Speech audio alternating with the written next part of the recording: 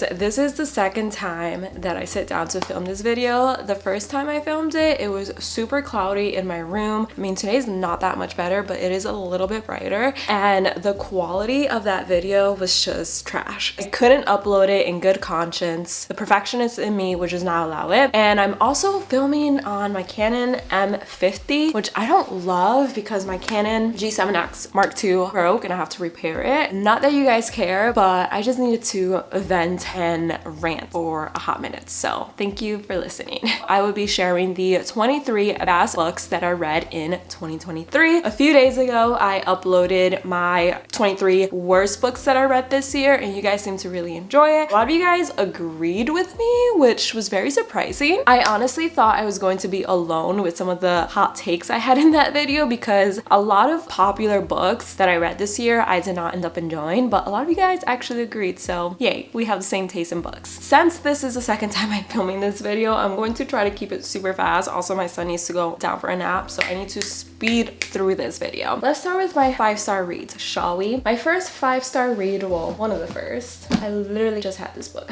Oh, here it is. Ignite Me by Tahiri Mafi. This is the third book in the Shatter Me series, and I absolutely love this book. It's probably my favorite book in the entire series. It was just so action-packed. There was so much character development. If you're unfamiliar with the Shatter Me series, it's basically about a girl who has a special gift where if she touches someone, they automatically die. She doesn't view it as a gift, she views it as a curse. And throughout the whole series, there's a new government world order who's trying to use her as a weapon. She's basically trying to fight against them and trying to protect her friends and the people that she loves. Like I said, there was so much character development within this book. I loved the characters. Julia's the main character, but I do have to say she's probably my least favorite character in the series. I love Warner and Kenji. Warner especially has my heart. He came a long way from the first book. It's kind of ironic that this was a 5-star read for me when the final book of the Shatter Me series made it onto my 23 worst books that I read this year. The series definitely ended on a horrible note, in my opinion. But this book right here, perfection. Another 5-star read for me this year was Yours Truly by Abby Jimenez. This is the second book in the Part of Your World series. I actually enjoyed this book so much more than the first book. It was the perfect balance between a romantic comedy while still covering deep topics. It follows a main character who recently got divorced from her husband, and her brother is pretty much terminally ill. The only thing that can save her brother is a kidney transplant. If I remember, it is the kidney. He needs an organ. The doctor who started working with her actually offers to help save her brother. Their relationship and their banter is just 10 out of 10. The male main character is a big old cinnamon roll. If you want a book that doesn't have a toxic or possessive male main character, definitely check out Yours Truly or any of Abby Jimenez's books. I feel like she really writes the perfect cinnamon roll man. All in all, it was just a really cute story. So highly recommend. If you've been watching my reading vlogs all year, then you know that I have fallen in love with Taylor Jenkins Reid's writing this year. I was a big hater of her books last year. Not even as a hater, as I didn't like her. Her synopsis in her books just don't seem appealing. Till this day, they still don't seem appealing. But since I've read 4 of her books now, I'm obsessed with her writing. I just won't read any of the synopsis beforehand. I read 4 of her books here, but I only have 3. So I read Daisy Jones and the Six, which I currently don't have in my pile of books. I don't know why. I also read Malibu Rising by her, The 7 Husbands of Evelyn Hugo, and then Carrie Soto is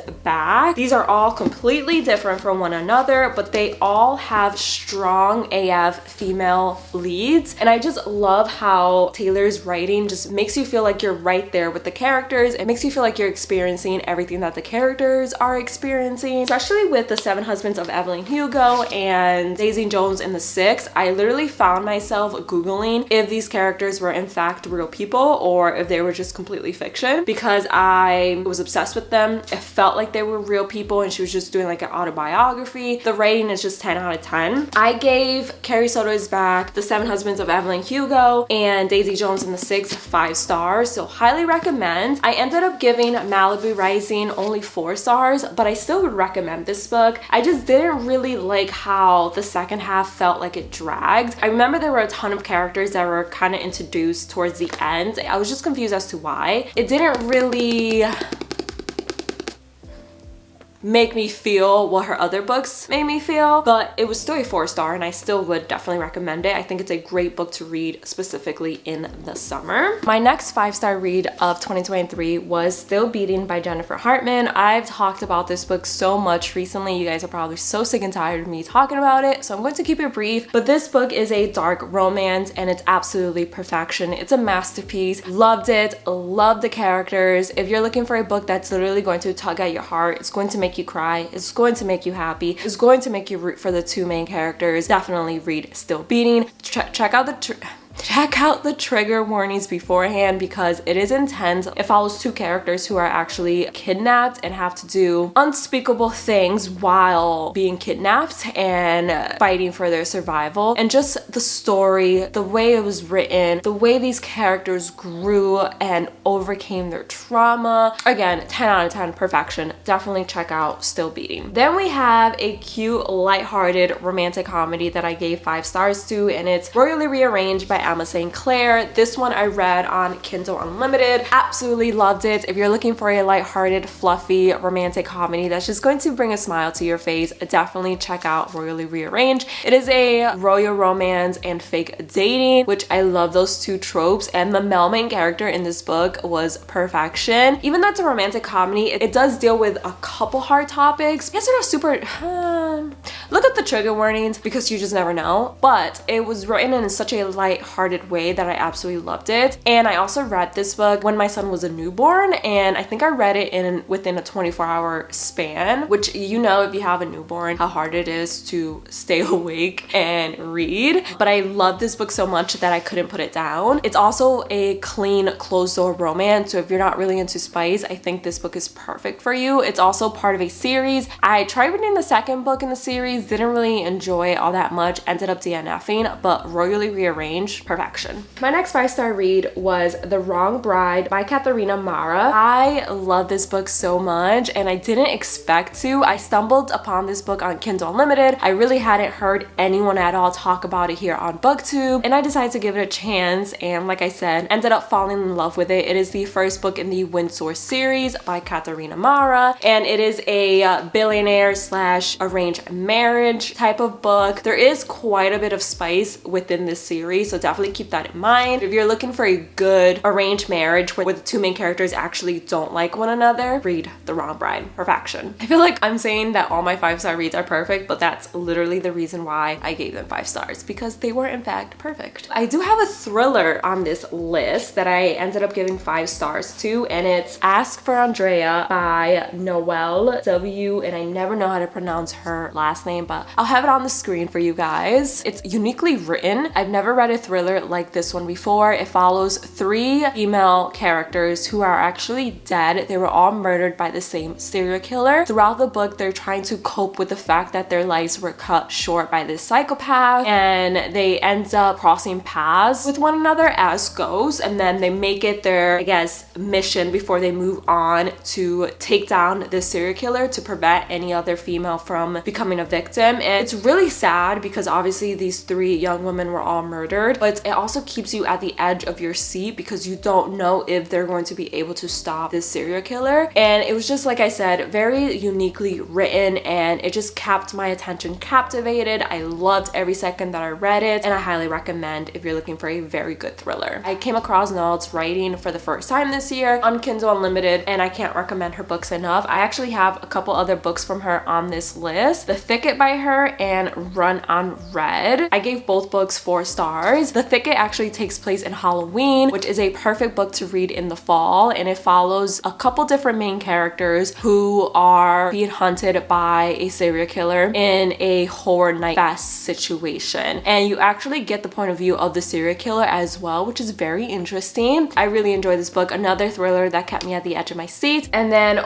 Run on Red kind of reminds me of those movies like Wrong Wrong Turn vibes because it follows two girls who are on the way to a bonfire in the middle of the night, middle of nowhere, and they're literally pushed off the road and are being followed by two men. There's a huge plot twist that I don't know how it made me feel, to be honest. I didn't see it coming. It was also kind of like, huh? Another thriller that's going to have you at the edge of your seat because you don't know if the main character is actually going to survive or what's going to happen, and I can't recommend these books enough. And then I read Harry Potter for the first time this year. I feel like I don't really need to tell you guys what Harry Potter is about. I read the first book and I loved it. I ended up giving it a 4-star rating, and it's making this list because I genuinely enjoyed it so much. I've been a huge Harry Potter hater for the majority of my life. Up until last year, I hadn't really sat down and watched the movies. I had watched them in passing before, but never really paid attention or enjoyed them. And I watched the whole entire franchise last year with my husband, and we both were hooked. And I decided to give the first book a chance. I'm actually filming a video, which I don't know when it's going to be uploaded, but I want to read the entire Harry Potter series. And I feel now that I'm an adult, I can actually appreciate the series a lot more versus when I was younger. I really did not care about the wizards or Harry Potter worlds. It was such a good book. I also think the movies did a great job staying true to the books. Obviously, there were some things that were omitted or some things that were changed, but I think the movies did a perfect job of capturing the magical vibes of the book. Really enjoyed Harry Potter. And then we have a couple sad books in this pile.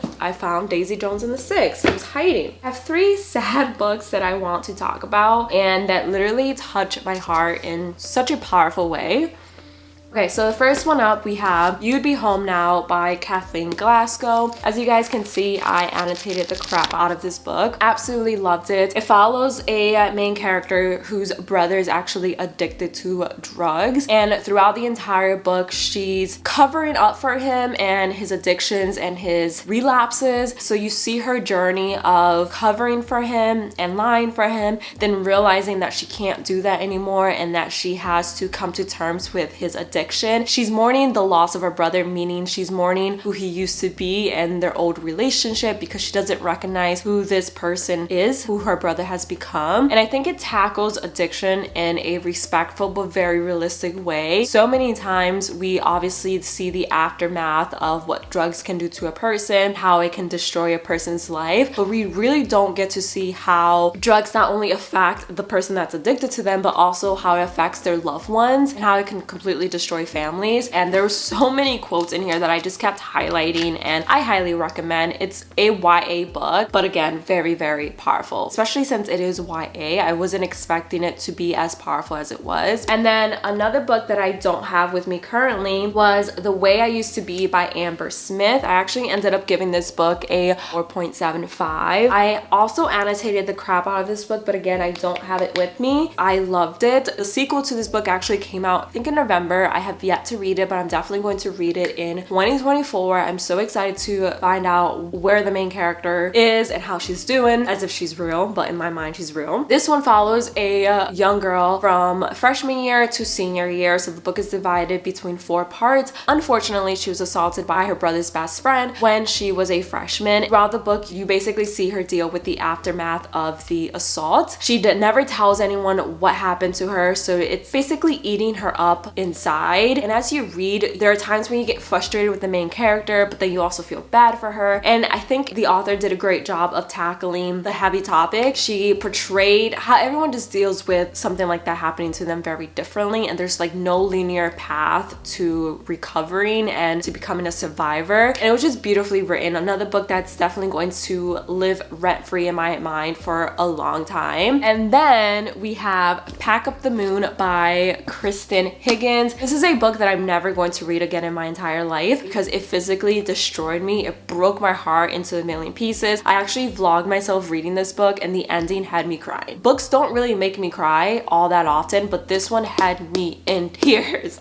Thinking about it just makes me want to cry again. The whole story revolves around a male main character who lost his wife at a very young age to a terminal illness, and you're seeing him grieve the loss of his wife and basically see how they met, how they deal with her illness, illness, the aftermath of her death, but you also see her coping with her death, and she decides to write 12 letters to her husband to help him grieve. Every month he receives a letter from his dead wife, and each letter there is something for him to do. So it's either go to the grocery store, host a dinner at his house, just to get him to love life again. Beautiful, heartbreaking book because you are crying for the two main characters who didn't really have a chance to live out their love. You're crying for the husband who is struggling to move on. You're obviously grieving the female main character whose life was cut short. If you want to cry, read this book.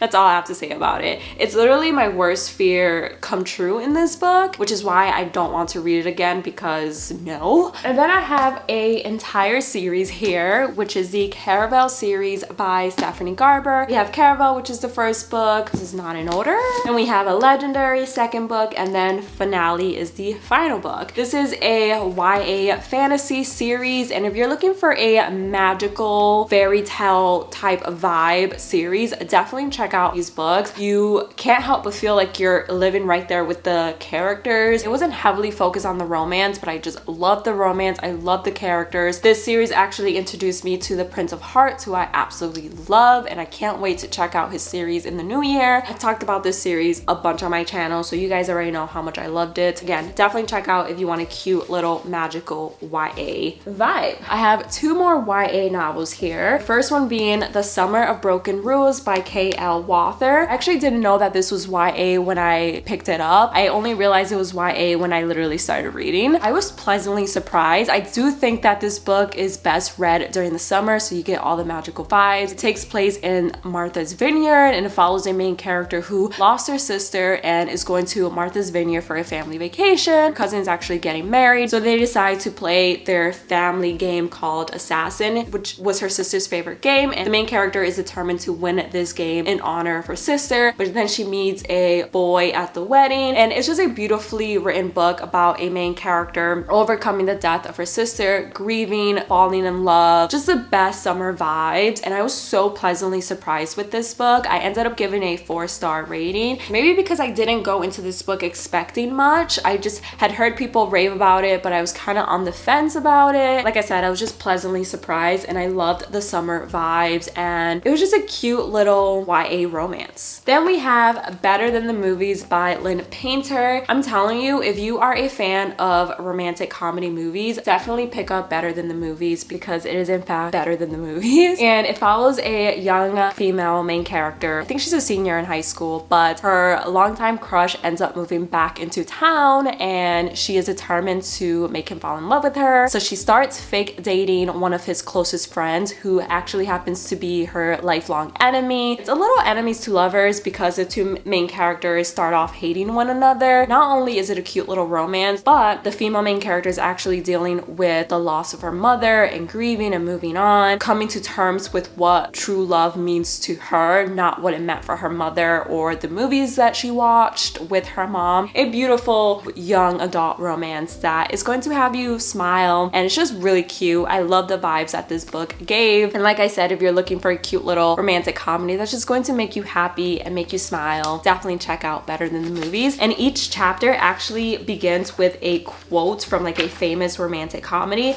Like chapter 3 begins with "You're late, you're stunning, you're forgiven," which is from Pretty Woman. Just a cute story. I have 4 minutes left on my memory card to talk about these three final books actually. Until You, which is actually by Katarina Mara as well. I ended up giving this book a 4.75. Loved it. Another billionaire romance. It also has my brother's best friend trope in it. It does deal with some heavy topics. Both main characters have had really rough childhoods, so definitely look up the trigger warnings, but if you love those two tropes, definitely check out this book. And the rating is super addicting. Similar to her Windsor series, there is a lot of spice, so keep that in mind. And then we have 2 dark romances. One is Dante by Sadie St. Clair. I ended up giving this book a 4-star rating. It's actually a mafia romance. If you're into that sort of thing, definitely definitely check out this book. The male main character is not your typical hero. He is a mafia leader. He does a lot of questionable things. But if you're looking for a book that's literally going to be entertaining and it's going to have romance and it's going to have a strong female lead, definitely read Dante. And then the final book on my best books of 2023 list is My Dark Romeo by Parker S. Huntington, I believe. And I think it's 2 authors who wrote this book. I think this is dark romance, but I really loved it because it is true enemies to lovers. Both main characters actually hate each other and despise each other, and I loved that. I ate this book up. I thought it was so entertaining. This is another book where the male main character is not like your typical hero. It's actually the first book in a series. The second book comes out in the new year, and I'm so excited. I cannot wait to read it. This is another book where the side characters were just as good as the 2 main ones, and I hope that the side characters each get their own book because they were so freaking entertaining and I loved it. Those are the 23 best books that I read this year. Let me know in the comments below what your best read of the year was. I would love to know. I need to wrap this up really quick. I hope you guys enjoyed watching. If you did, don't forget to give this video a big thumbs up. Don't forget to subscribe. I would love to have you a part of my channel, and I'll see you guys in the next one. Bye guys.